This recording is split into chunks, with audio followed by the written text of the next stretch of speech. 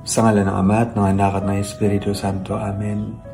Panginoon, gabayan niyo po ang lahat po ngayon ng mga nahihirapan, ang lahat po ngayon na may mga pinagdadaanan, at lahat po na mayroon pong kinakaharap na mga problema. Palakasin niyo po ang mga pinanghihinaan ng loob. Pagalingin niyo po ang mga may sakit. Pabalikin niyo po sa inyong daan ang mga nawawala. Akayin niyo po ang mga nag-iisa.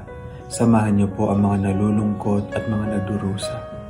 Panginoon, sa kung ano pa man po ang aming mga pinagdadaanan, hindi po kami bumibitaw sa inyo pong pagmamahal sa amin. Ipagpatawad niyo rin po ang aming mga pagtataksil sa inyo. Ipagpatawad niyo rin po kapag kadalasan po kami ay nagiging makasarili.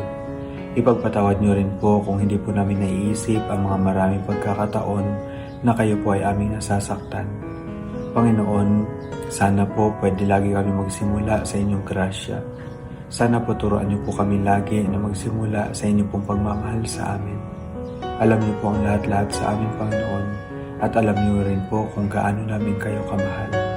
Huwag niyo po kaming iwanan, Panginoon. Huwag niyo po sana kaming pababayaan.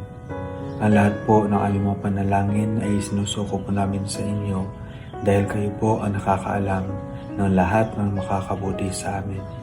Ito po ang aming dalangin. Amen. Sa ngalan ng Ama, ng Anak, ng Espiritu Santo. Amen.